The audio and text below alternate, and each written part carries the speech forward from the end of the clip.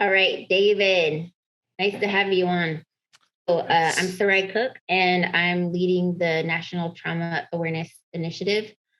And I wanted to open up this interview in a traditional way. I typically don't do that, but so sexual abuse and molestation and rape and violence against men and women really affects my community, Native community, and all Native communities at a really high rate.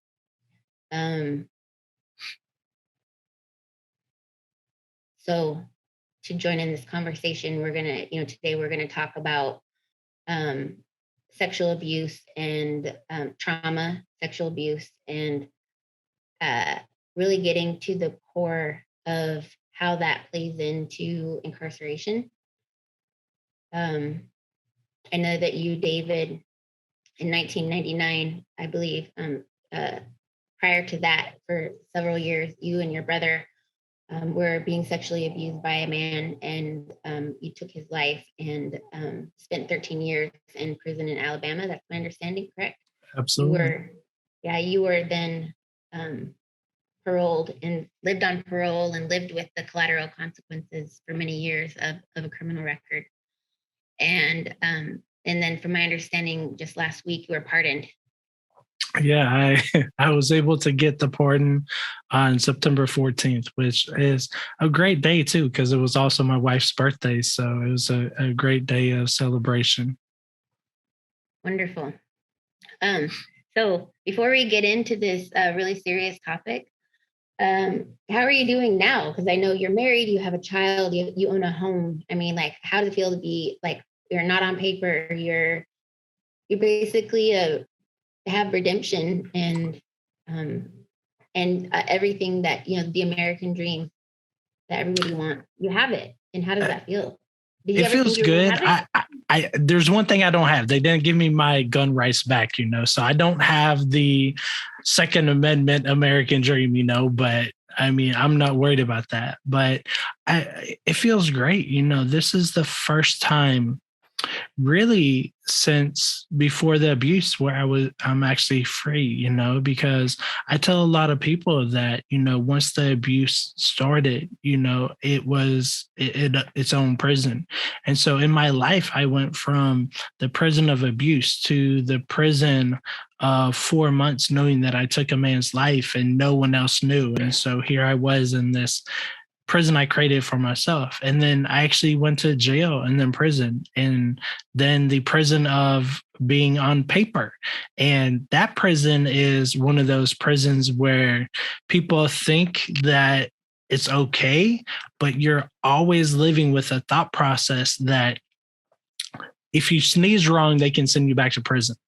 And that's the thing. Now it's like I can sneeze however I want and no one's going to be able to send me to prison, And so that freedom is so relieving. As far as like having somebody over me, as far as like a system, this is the first time I've been free since October 28th, 1999. So last century, when you think about it that way, it's like so long ago. And so, I mean, as you said, it's just so amazing to be married, to have a child. Our son's 9 months old. And when I talk to people, I say that he is what a second chance looks like, because technically, if I was to serve the whole sentence I had, I could have been in prison till October 27th, 2024, because my brother and I received 25-year sentences. But we were blessed to both be able to be released on parole. And so we were living with those collateral consequences you were talking about for that a long period of time. So I don't know if you know this, there's 47,000 collateral consequences to a criminal record. What are some of the collateral consequences that showed up for you? I mean, one of the main ones is I have never been able to have an apartment or a house in my name. I've always had to have somebody co-sign for the dwelling places, and that's what's really sad is like I make enough money to fit their criteria, but because of this offense that happened 22 years ago, they're like, yeah, no, you can't rent this place. We'll rent this to you as long as you have somebody co-sign. Another was when I was released from prison, it took me 2 months to get my first job. And actually, it took me a month and a half to get my first job, but I only had that job for 1 day and 2 hours. And I was fired because the general manager, not the company, had an issue with me having a violent offense. And so the thing that a lot of people think is that we just have to deal with companies and their policies, but we actually have to deal with human beings and their own biases and issues too. And so that was a big thing there, because I went from this extreme high knowing that I had gotten my first job, even though I was making minimum wage washing dishes, to this extreme low, knowing that I got fired because I have this offense that is going to be over me for the rest of my life, And so that was difficult, but a week later I was able to get I obtained a better dishwashing job where I was making $9 an hour, and I was only a dishwasher for 3 days and I got promoted. So, I mean, it was good that I lost the other job because I got a better job, but it was still the fact that, wow, here it is, I'm getting fired because of my background. And what was really sad is I couldn't even get an interview at McDonald's, Taco Bell, or Burger King because of my background. It's like, who would have thought that these like fast food places would have an issue with somebody who had a background, but they did. How did housing insecurity, because that's what that is, housing insecurity, where you can't have autonomy over having a place to live. How did that keep you vulnerable, or did that keep you like in a vulnerable position, like kind of at the mercy of other people? And well, I mean, I was blessed with the ability to have Equal Justice Initiative. They co-signed for me. So, I mean, if I didn't have the support mechanisms in place, yes, I mean, I could have easily been homeless. But I mean, I did have mechanisms in place and people and organizations who were willing to co-sign for the places. But just imagine if I didn't have that in place, I would have been homeless. And that's one reason a lot of people are homeless, is because they don't have those resources. They don't have individuals who are going to co-sign for them, and they can't get a place. So what do? They end up homeless.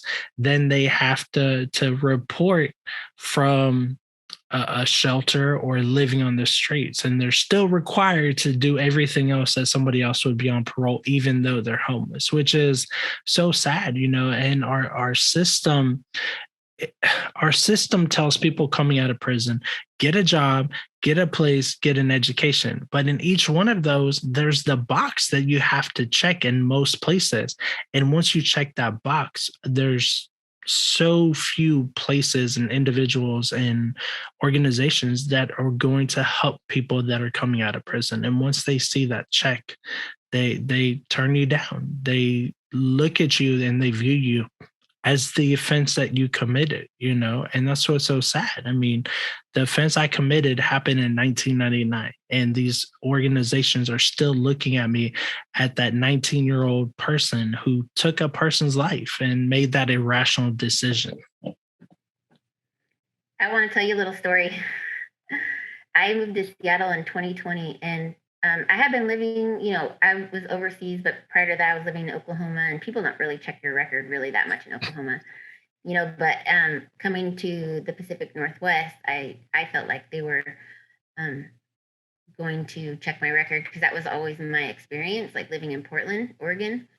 And I was really scared. And so I had to live in like temporary housing and I lived in temporary housing where they don't check your record for a very long time, until I realized that Seattle had a ban in the box initiative. Like they cannot deny you simply because you have a criminal record in Seattle. And then I got the opportunity to be on a call with the woman that spearheaded that policy. And I got to tell her that I have a place to live, because of her policy. and that I didn't have to be afraid, but it was like a mental block. And, all that time, it was just a mental block for me to get a place to live and have steady housing. And that mental block is there after undergraduate degree, graduate degree, professional experience, going to DC, Washington, DC, being in the Eisenhower building, having Secret Service follow me around, working at the Department of Energy, having these benefits, flying all over the country. But in Washington, DC, I had housing insecurity. They denied me lots of times for housing. And so it's just this mental block for so many different things. And housing insecurity is like a huge one. So thank you. Thank you for your thoughts on that. I also, have my thoughts on that. So. When with you talking about the there's a lot of trauma that goes into there, because the more that we get turned down, anytime we see that box, we begin to play back all those other times that we've been turned down. And at times we're going to be fearful to fill out that application. And that's what happens with so many people, is like when they get turned down so many times, when they see that box, they just run. It's that fight, flight, or freeze. They're going to be like, okay, I don't want to experience the same pain, the same hurt, the same feeling that I'm inadequate, that I am unworthy. And really, that's what we have to do. We have to work on changing that narrative, and we have to allow people who are coming home to know that they have worth, that they have value, and we have to change those core beliefs about them to state that they have worth, they have value, and that they deserve a place, and not just to be living in temporary housing or to be living on the streets, but that they deserve to have a place that they can call their home instead of just a dwelling place. Yeah. So we're going to get into the topic of today. And, I said the topic is, the trauma, the childhood sexual abuse, the subsequent substance use issues, and issues of wanting to escape the feelings, and wanting to escape, the feelings. And we're going to talk about, how that leads to incarceration. And I was never in a men's prison. I was in a women's prison. I was also locked up as a juvenile from the age of 13, 14, all the way in a juvenile institution. So I was locked up with boys, but I was in a women's prison. And I'm going to make a broad statement here. And it's my opinion. And so I'm curious of what you think about the statement I'm going to make. I feel like most incarcerated men were sexually abused as children, and women, men and women, for a really large amount. Do you think that's from your experience? I'd say as far as women, some stats and studies show that it's between 80 and 90% of women. Men, I'd say it's probably about 40%. It's something that happens with men, but it doesn't happen to the same extent as it does to women, young girls. But the thing with that, though, is there's two different dynamics when you think about sexual abuse of males, of boys. One is when they're abused by a woman. So this kind of causes a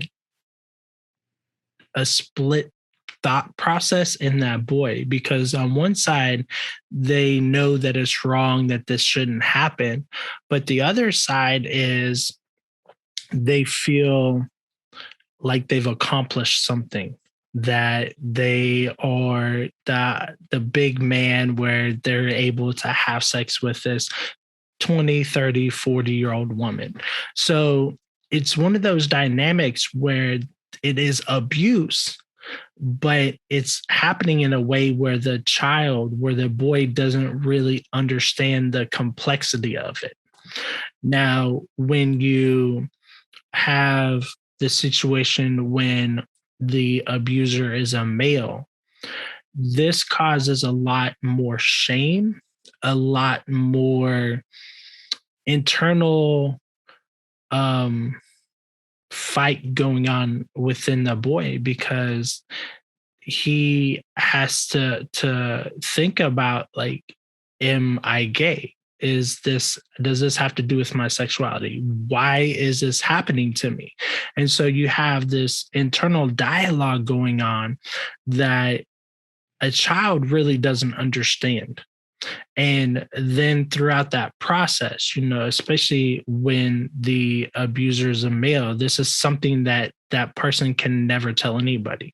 And so it goes into this whole thought process of wearing masks to deal with the trauma, to deal with the pain. And I mean, I learned how to act really well through the whole abuse, because when I was around my friends at school, I was one David. When I was around folks at church, I was another David. When I was around my family, I was another David. And so I was constantly putting on these different masks so people could think that everything was okay, and they wouldn't know or understand or realize that I was being sexually abused. What did having to put on all those different masks do to you? Well, mentally, emotionally. I mean, how could you reconcile that? Like, what were the feelings that you were having on these different masks? Was it any relief at all, or was it just like? At that time, it was just a coping mechanism to deal with it.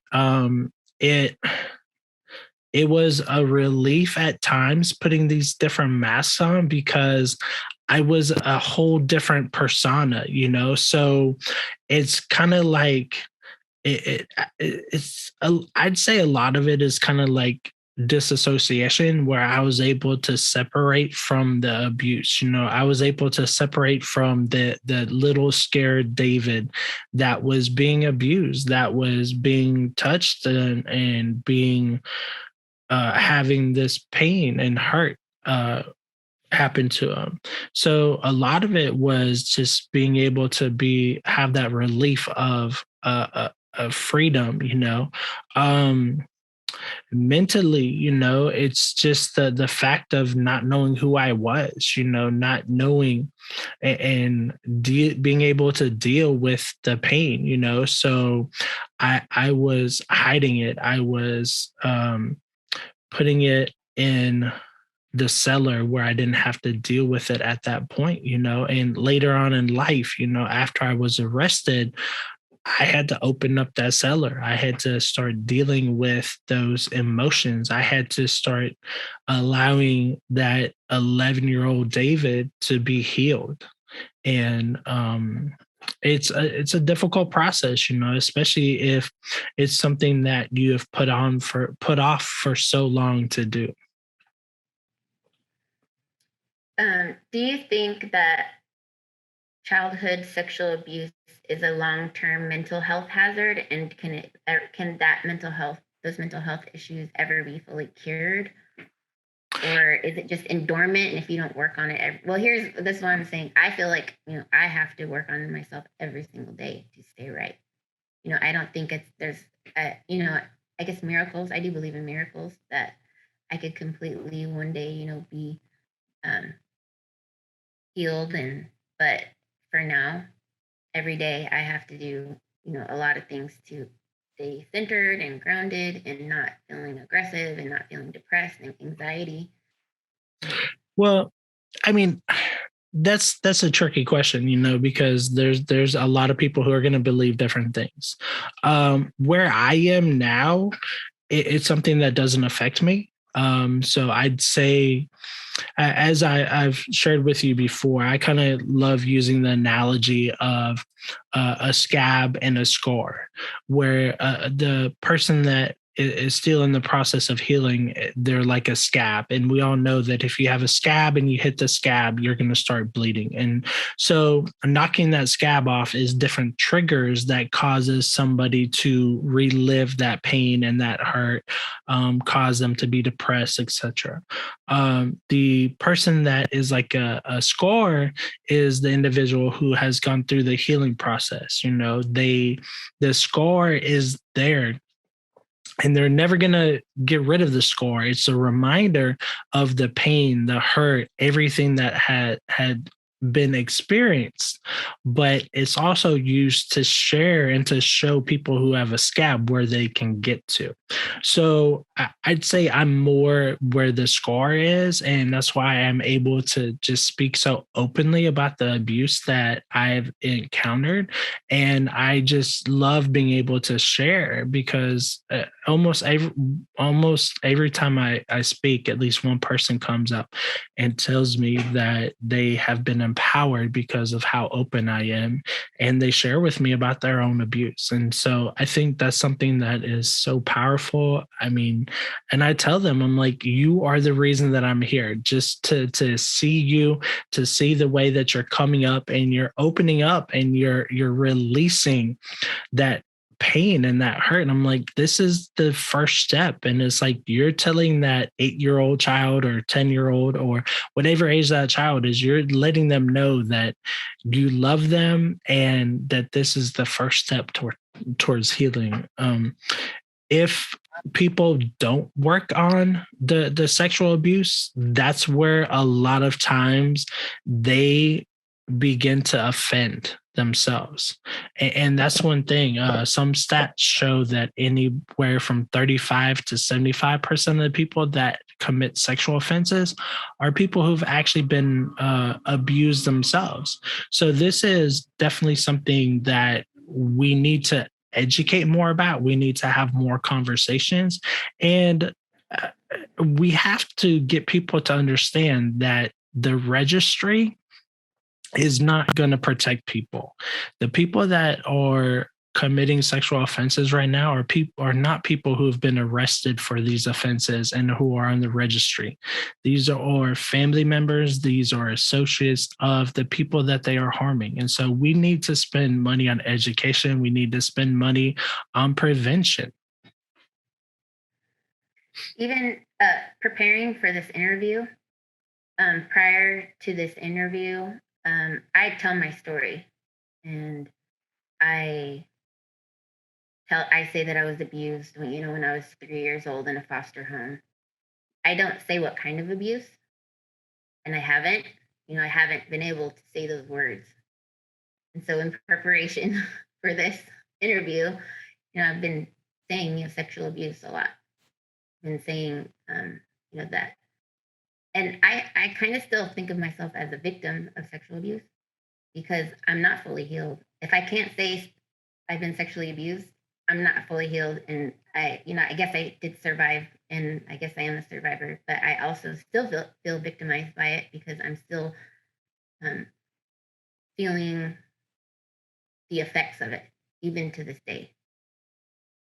And I mean, the thing that we have to realize is that just because somebody's healed, just because somebody has walked through the process, doesn't mean that you're not going to continue to or say that you were a victim, because we were all, anybody who has been sexually assaulted, abused, can always say that they were a victim and they were victimized in whatever way that they were harmed. And so, I mean, it is part of who we are, it's always going to be a part of who we are, but the thing is we are able to gain control of it. We're able to allow it to have the power that we give it.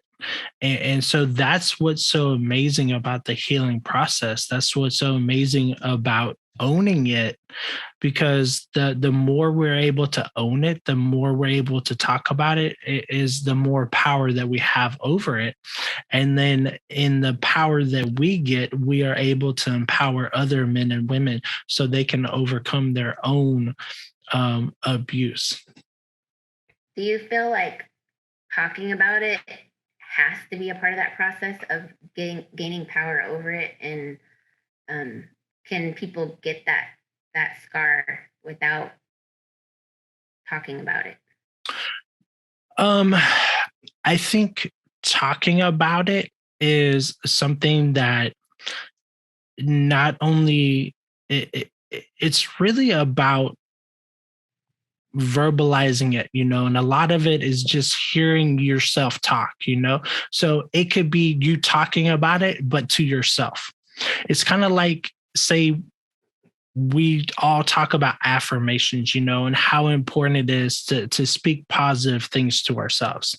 So I think a lot of it too is when somebody's able to be able to speak to that inner person, that inner child, and let them know that it's not their fault, because that's really my whole healing began when I was in a behavior modification program and I was reading a book about child sexual abuse. And in this book, it said that children blame themselves for the abuse. And it was like this light bulb went off and I was like, okay, wow. I am not the reason this happened to me. This individual was an individual who had issues. He was sick and this was his stuff and not mine. So it was then where I was able to tell that 11-year-old David, you are not at fault. You did not deserve this. You were not at fault. And I was able to forgive myself. And so I think the initial speaking can be you just speaking to yourself and forgiving yourself and giving yourself that space to heal. Where do you think that shame comes from? Does it come from society? Because in order for us to stop this cycle of abuse that's going on, and it's gone on, I'm sure, forever, since human beings started. So in order to stop that cycle, we all have to start talking about it. We all have to have this conversation. We have to keep having these conversations, and we have to separate the person that was victimized, and we have to separate the shame from that to be able to talk about it. And the more that we can talk about it, because it's not only for us, but also for people that are abusing children and raping women. Like they have to be able to talk about whatever feelings are going on inside of them that happens, and openly, and to get cognitive behavioral therapy to understand that maybe these feelings that they're having or thoughts, need to be transmuted. But if it's just all in the dark, then, and people aren't talking about it, then it has to continue, because people won't learn and educate themselves, and we won't write more articles and more teachings on how to transmute that, or how to change your thinking, or how to think about those things. And like, how do we as a society start to talk freely about sexual abuse, molestation, rape, and all of these things? Like, how do we? Because it's so hard for people. Like, I'd say some of it is right now.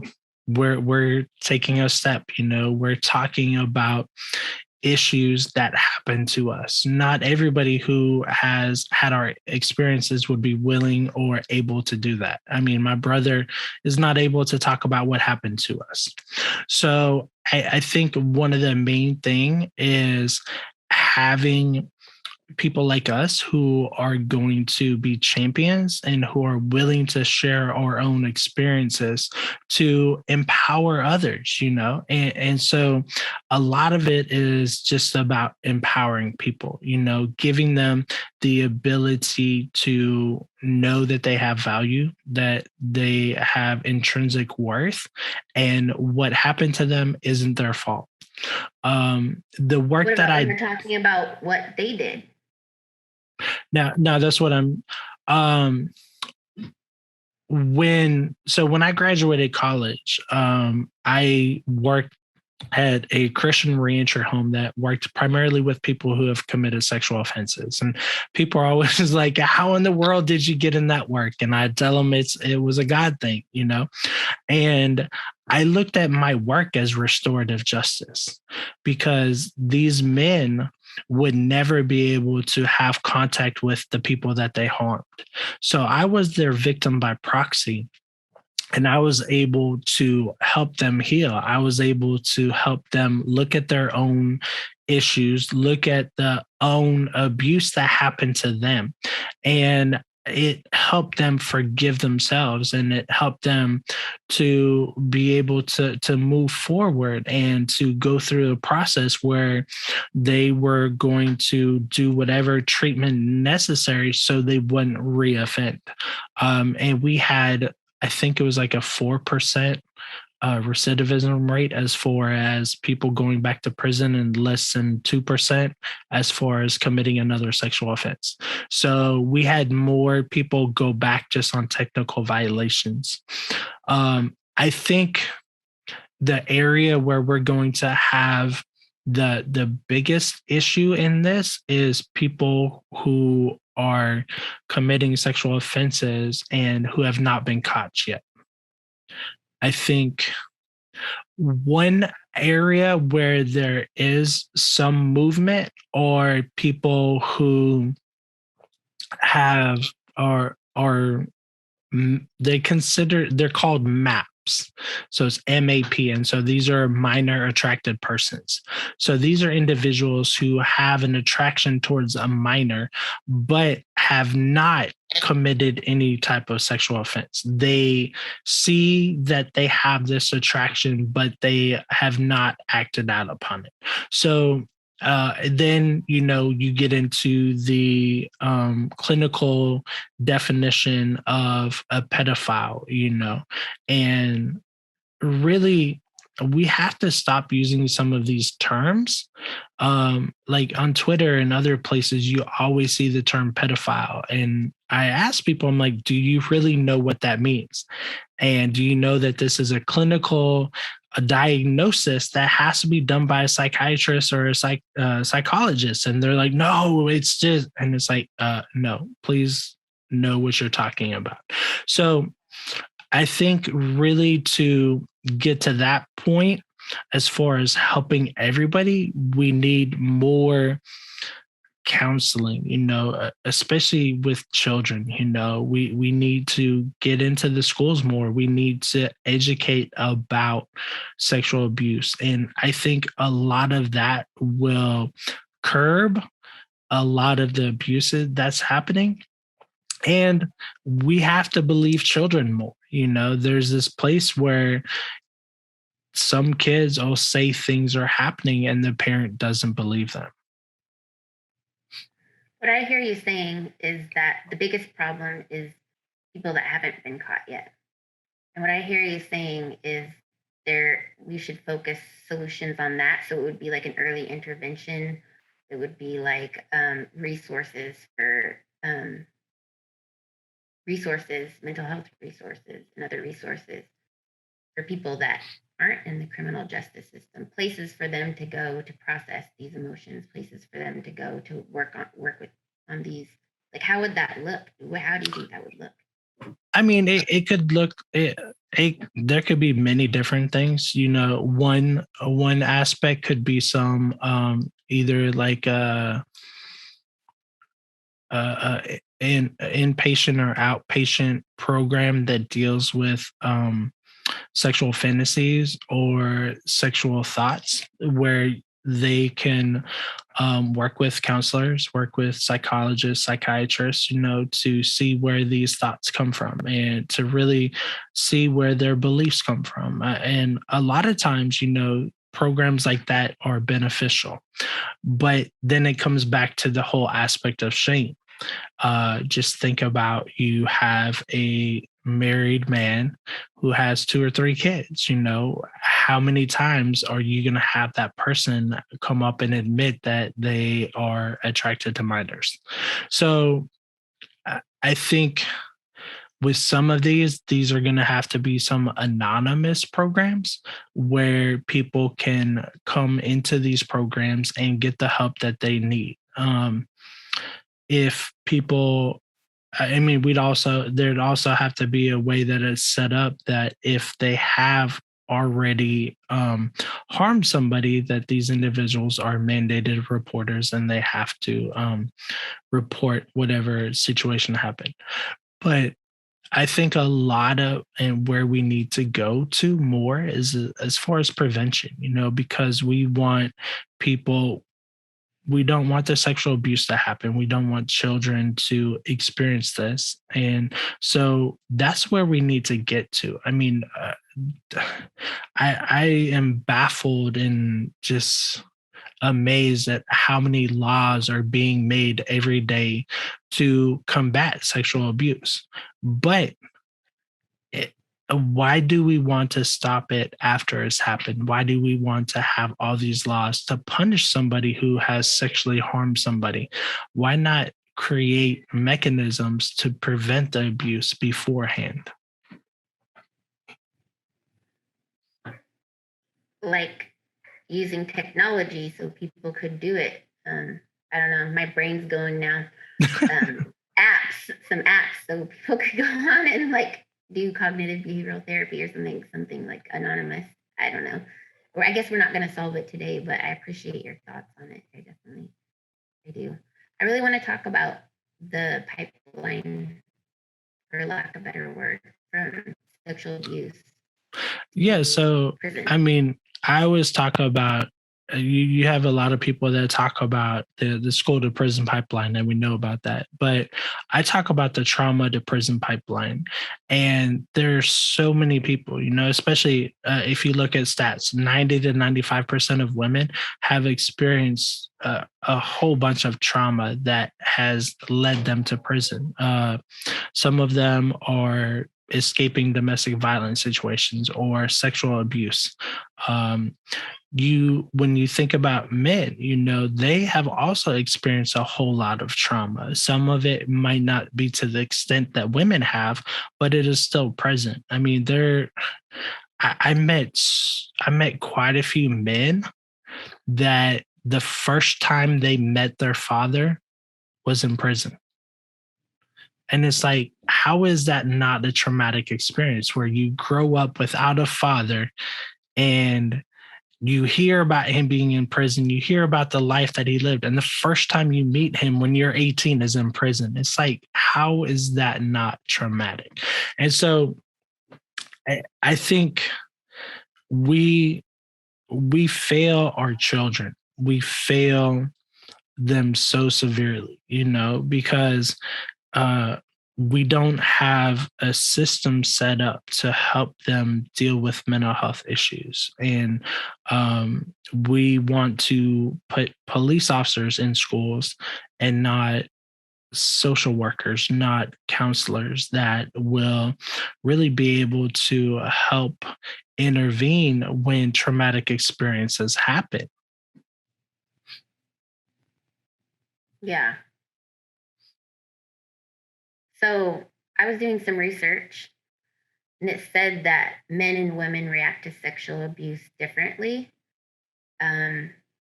It says men and women, men have more aggression outwards towards others, and women internalize and have self-destructive behaviors and depression a lot more. I myself had every single one of these. I got in fights. I did physical altercations, put myself in tons of dangerous situations, became clinically depressed, have PTSD, have ADHD, have extreme anxiety. What were some of the things? And actually I was talking to some policymakers the other day, and we were talking about gun violence. And I was like, okay, if you want to talk about gun violence, then you want to talk about trauma. If you want to talk about violence, shooting people, fighting, stabbings, all kinds of stuff, you have to talk about trauma. And you want to talk about you want to talk about gun control. Okay, so you have to talk about trauma. It's not, yeah, gun control has been like a sticky issue, for most Americans, right? But okay, talk about why you need gun control, why people are shooting people, and why these things are happening. I think it would be wise to do that because of the way that people act out, or their coping mechanisms for dealing with these issues. And for me myself, all of those coping mechanisms that I utilize left me in a position to be incarcerated. So I don't know. Do you have any thoughts on that? Well, I mean, I definitely acted out physically, different fights throughout my childhood. I played football, so I think that was another mechanism that I was able to get out my aggression, my anger, and my hate by hitting people legally. I didn't get in trouble for hitting somebody really hard or tackling somebody, so definitely I probably would have gotten in more fights and more physical altercations if I didn't have football as a mode of releasing that anger and that hurt and the pain.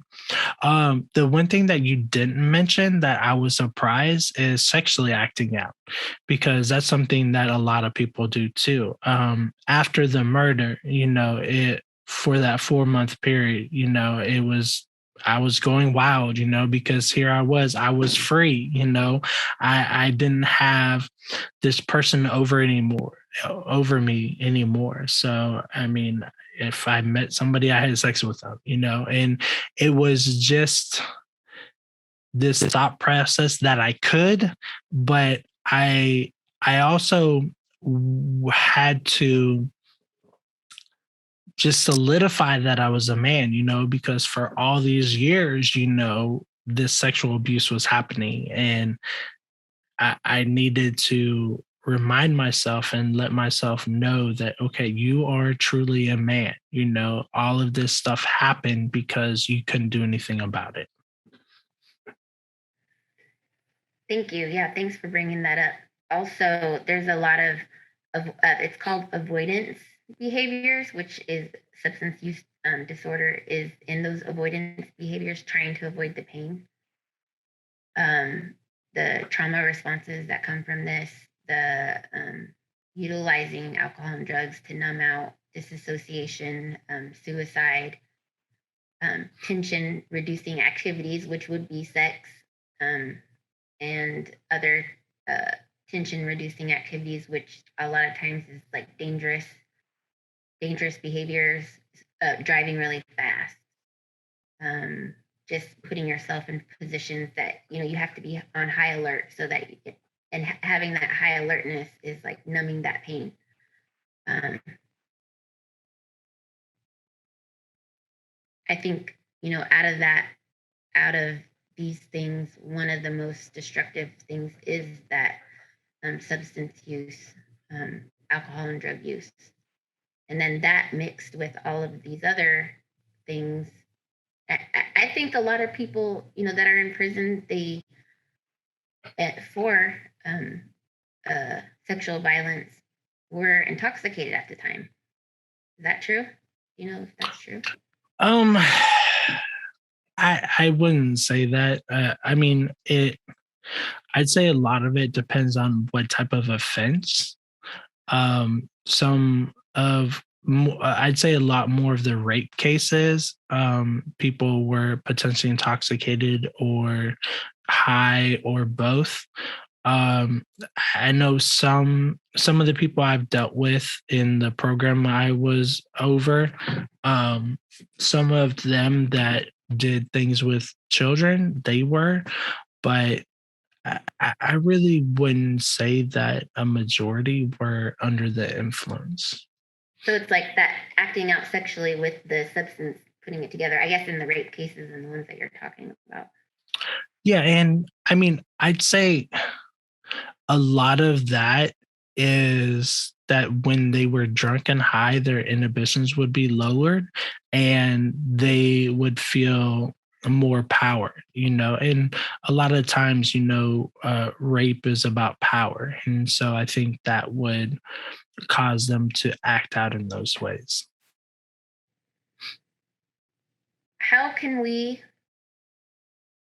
What's that forgiveness process like? So you're here when you're talking to me about helping in these programs and did you call it proxy?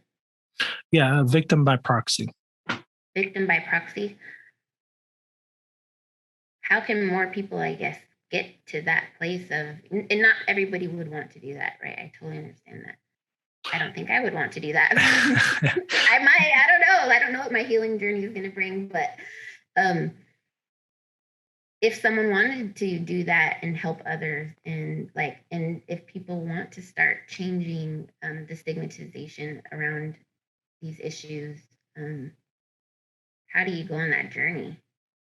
Well, I mean, I would say each person's journey would be different. I'd say if somebody who has healed from sexual, physical abuse, etc., would want to do something like that, they could definitely reach out to a restorative or transformative justice program in their area, and they can share their past and their experiences with one of the facilitators.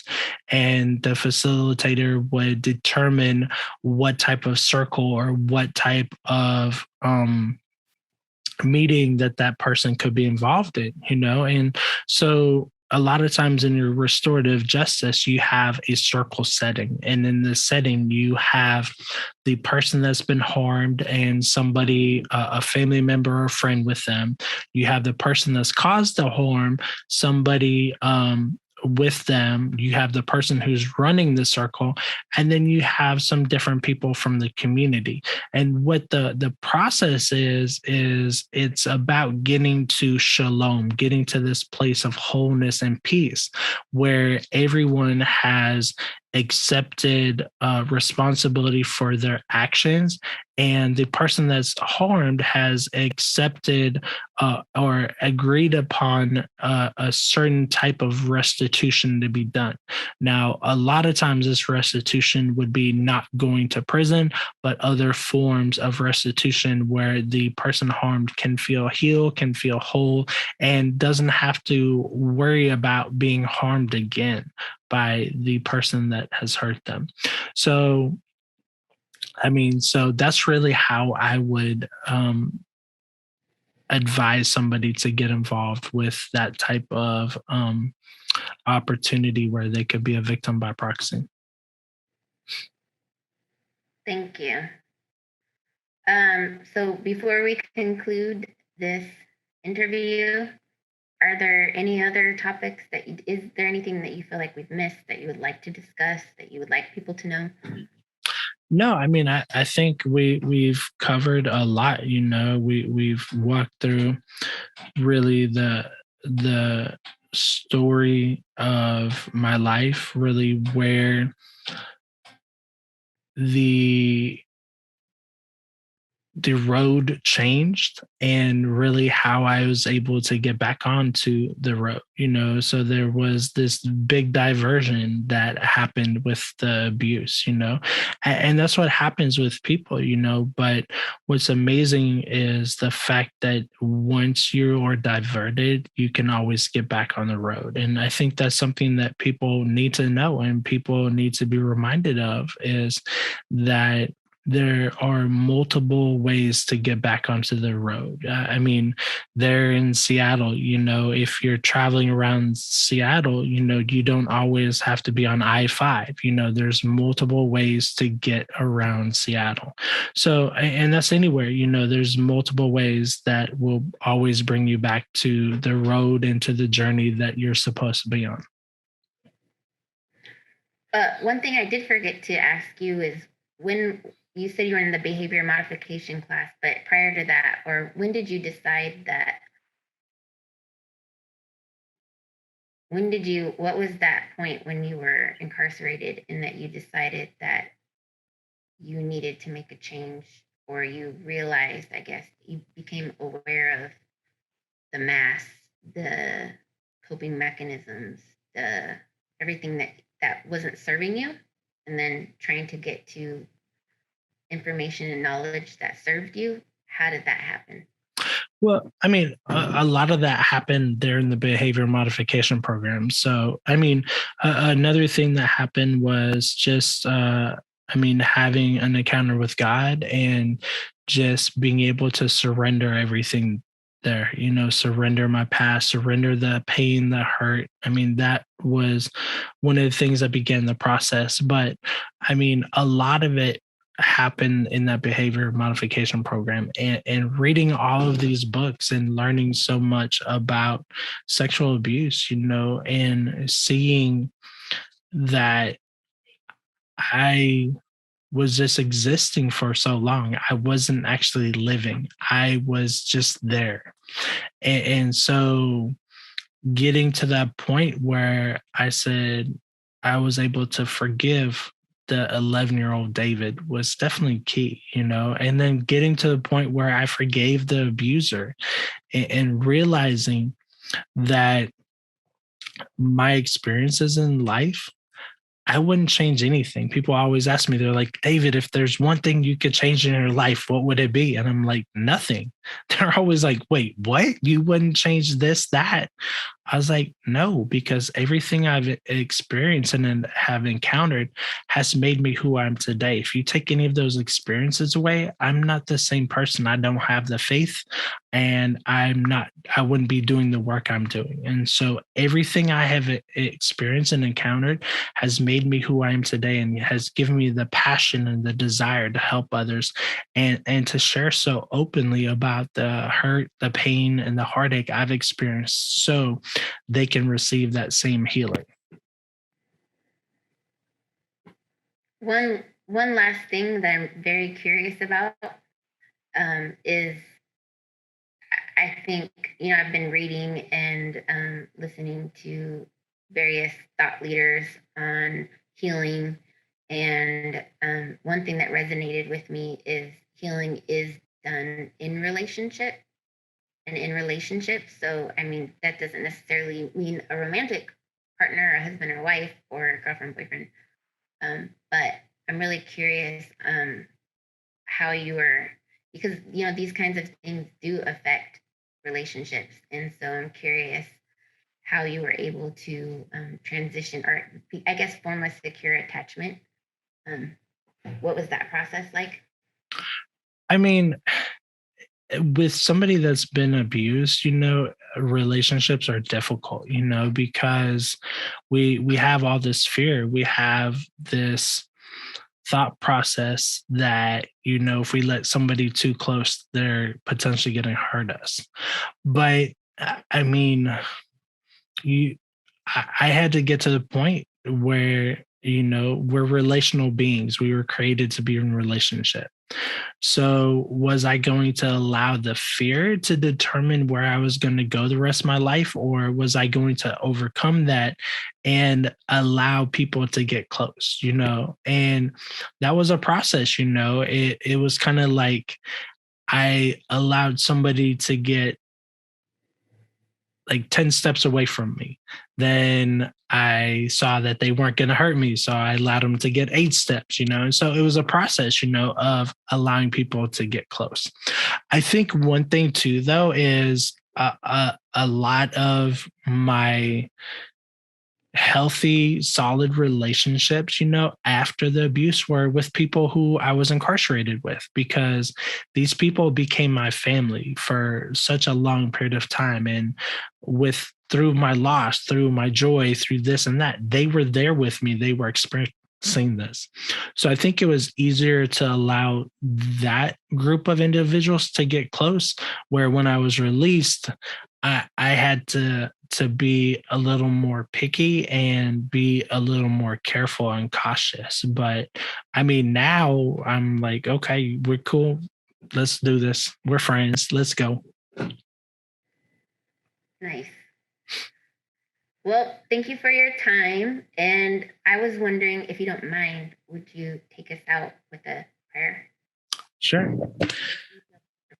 We just thank you for this wonderful time that we were able to talk about the trauma that both Sarah and I have experienced. We're just thankful for where we are today. I just pray that we continue to have more healing. Just continue to be with this conversation. Allow anybody who is listening to this to be empowered by the words we've said, to be able to overcome the pain, the hurt, and the trauma that they've experienced. We just thank you for this opportunity. Just continue to strengthen us, continue to give us a platform to share our stories and to impact others. Just continue the healing process. In Jesus' name, amen. Thank you so much. Thank you. I appreciate you. I appreciate your openness, your willingness, all the work that you've done. I appreciate you. And I think a lot of people, appreciate you, and this will help a lot of people. Well, I am going to continue to be here to assist any way that I can. And I'm going to be part of your network. So I'll always be a email or a text or however you smoke signal away. Thank you. Absolutely. Have a wonderful rest of your day. You too.